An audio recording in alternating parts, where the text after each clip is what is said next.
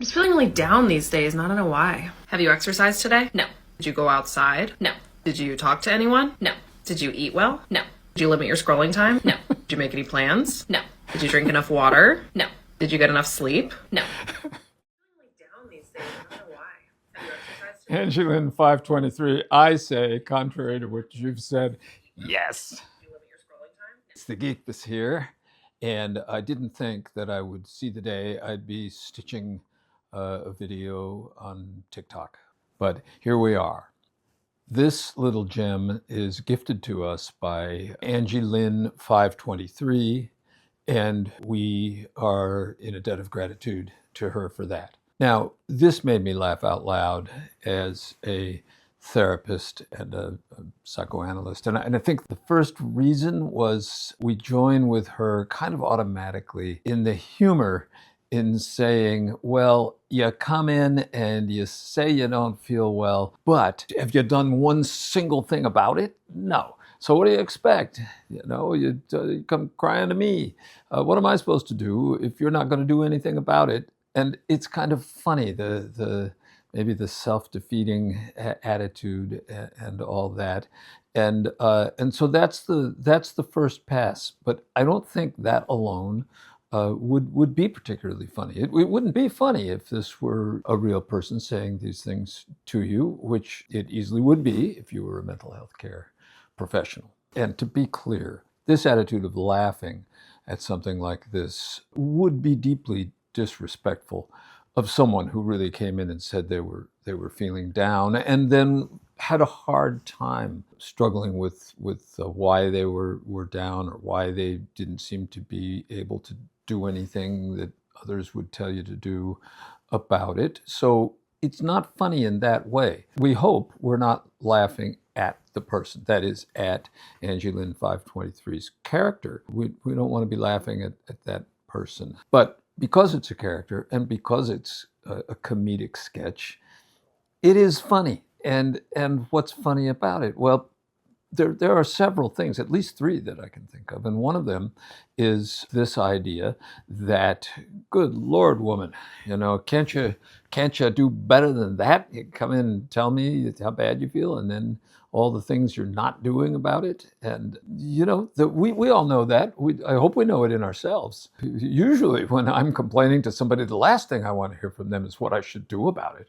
And worse still, an enumeration of all the ways I'm not doing what I should about it. So it's funny, I think, in what we recognize in ourselves, the contradiction in our seeking help and yet rejecting it at the same time, or seeking advice about how to care for ourselves and yet not doing any of those things. So in and of itself, there's a certain potential humor in there anyway, and especially if you know that something is a comedy sketch. One of the reasons that I think this video, is comedy gold is that it's not as simple as it seems. It's multi-layered in a nonlinear way, and that's the beauty of it. And that's what makes it deeply humorous. It contains much more than meets the eye. It's a kind of poetry, and as are all brilliant pieces of comedy, I think. And my own definition of poetry, it may be idiosyncratic, but it's saying the most with the least.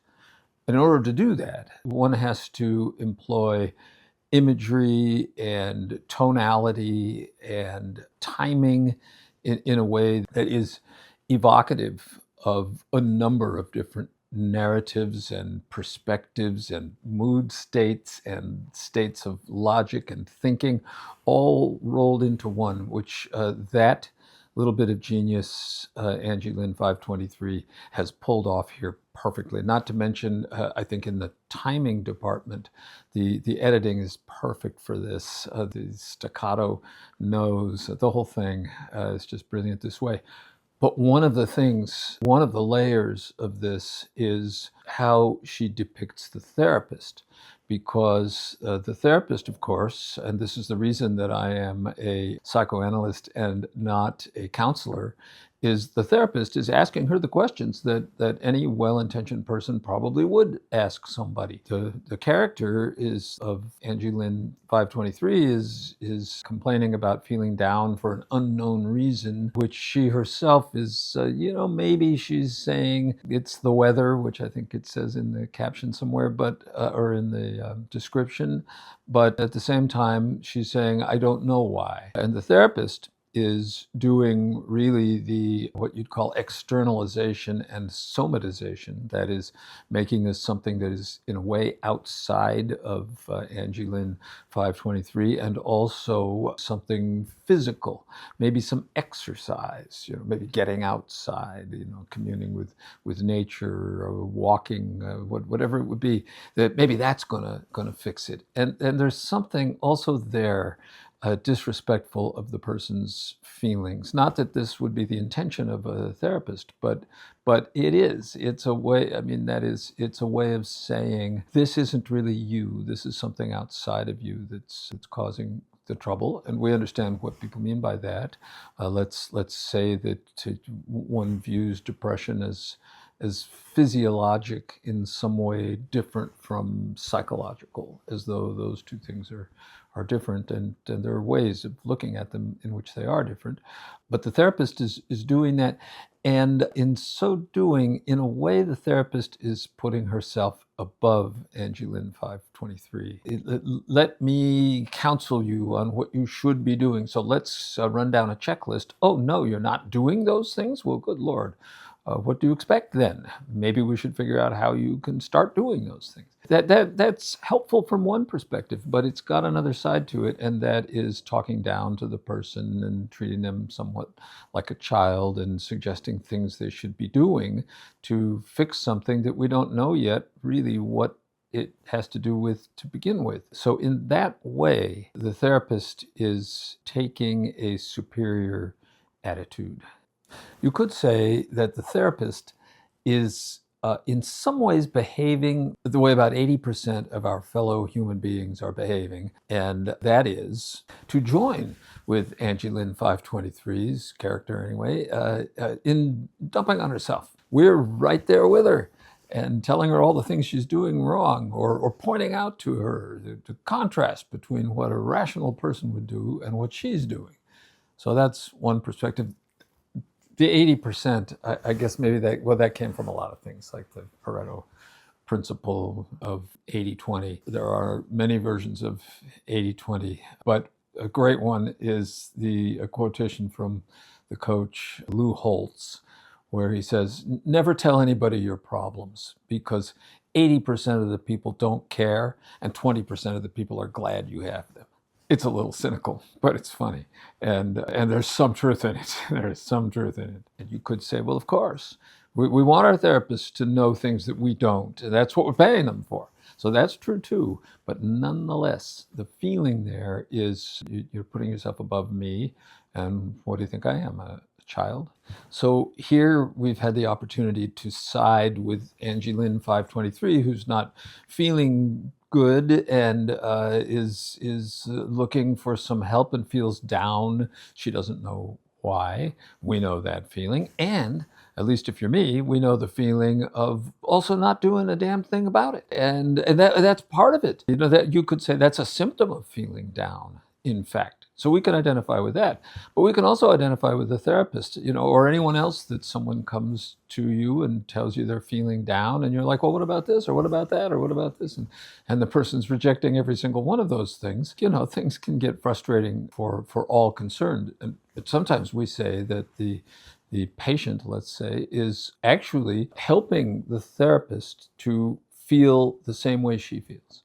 So that the patient is inducing in the therapist the same feeling of frustration and futility that she feels. So that's one thing that's kind of interesting here. And we can go with that because we feel it too. So in that way, the real Angie Lynn 523 has communicated to us something about what depressed mood, feeling down is really like, because in a way we feel it as we're identifying not only with her, but also with the therapist.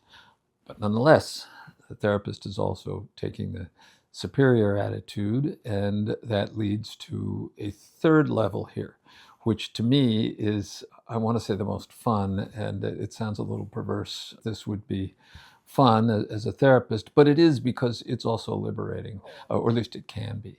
And that is that while it may be reassuring to have a parental type of therapist. And lots of times people do want this. They want to go to the therapist, be told the right things to do, and kind of consolidate them and walk out of the office saying, yes, this is what I'm going to do. And then, just like everyone else who goes to any kind of doctor, the chances that you actually follow the doctor's recommendations are quite low. You'll kind of follow them, or you'll follow them for a little while. But, I think only the most, the people of the greatest rectitude or the most obsessive compulsive people really do exactly what the doctor says. And I think in cases of depressed mood, it's even more the case. So, there's a way in which the person is not really going to do these things. And there's a secret in there that may even be secret to Angie Lin 523 herself. And that is, and it's the tell there, as they say in poker, is the editing of this video, because it's those staccato no's. No, no, no, no. Those they give you the sense that she's going to say no just in advance of the question even being asked. And that's the beauty of this entire thing, really, because what that means is there is a defiance in this. In a way, she's saying to the therapist, listen, don't give me this stuff about this or that. Don't tell me that exercise is going to get rid of depression.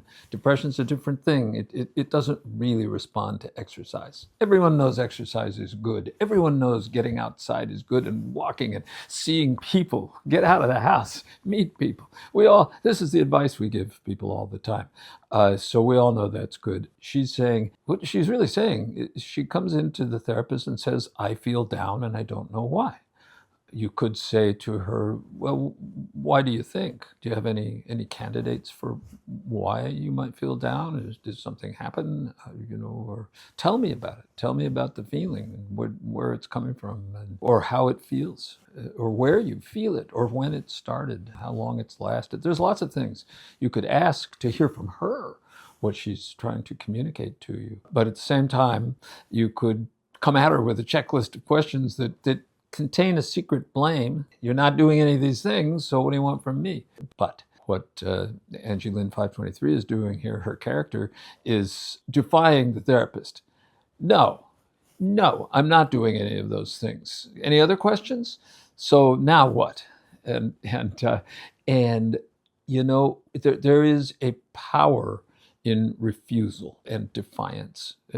All you have to do is watch an adolescent. No offense, adolescents. And I mean no offense, because this is a universal principle of adolescence, is negativism and defiance. Because you don't yet have the wherewithal to be the adult that your body tells you are. But you probably don't have the funds, you don't have the freedom, in most cases, in admittedly privileged cases anyway, where you're lucky enough to have caregivers and a place to live and the means to be sustained. In those cases, frequently the only way you can really find to feel like an adult is to defy the powers that be and express your independence and the sovereignty of your generation by affiliative practices with them, to put it intellectually. But that is the power of refusal. The 2-year-old knows the power of refusal. 2-year-old can bring their parents to their knees by refusing to eat, throwing their dinner on the floor, or whatever it is. It's an incredibly powerful tool in the armamentarium of resistance. The problem, of course, we realize as we get older is, like, if you don't eat or you do other unhealthy things, that while you can torture your caregivers and your parents with such things, which is its own pleasure, you suffer too. You pay a price that may not be worth it. It may be a Pyrrhic victory as they say. So that's the power of refusal. But in a therapy situation, it's all plausibly deniable. You're not attacking the therapist. You're not disrespecting the therapist exactly. But underneath it all, Angeline 523's character is taking some pleasure in saying absolutely not. Nope, not doing it. It's a big fu to the therapist and her entire attitude, and that too is a universal human feeling, and that's the beauty of this. It combines all three of those things. The identifying with Angeline 523, the patient, and with her, the therapist, and with the patient defying the therapist at the same time as wanting care from the therapist. It really poetically depicts the plight of the human condition in this one little gem, and I just love it. And that's what we're dealing with when we become psychotherapists and psychoanalysts. It's a nonlinear dynamic. We're floating in what John Keats called negative capability, which Keats called the artist or the writer's ability to embrace uncertainties, mysteries, and doubts without an irritable grasping after facts and reason, or something like that.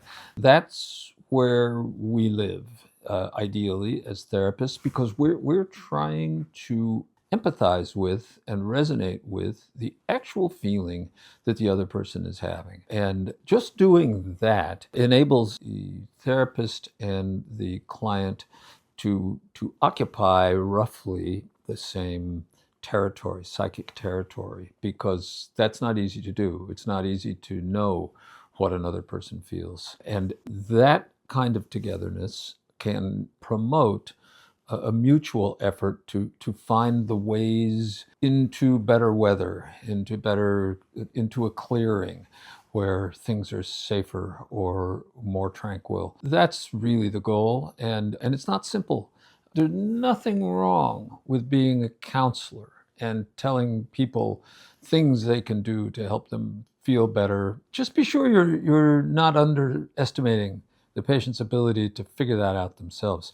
One of my beloved old supervisors once told me that the reason we sit there quietly so much of the time, for which we are frequently taken to task, is that the likelihood that we're really going to say something that the client doesn't already know is very, very low. That doesn't mean they don't want you to tell them things they already know, and it doesn't mean that it's not helpful to do so. But bear in mind, they probably already know what you're going to say. So you might want to think a little harder about it and see if you can find something maybe that neither one of you knows, but that you caught sight of first, and you can share that with the person. That's the kind of complexity that we promote here at the Geekbus.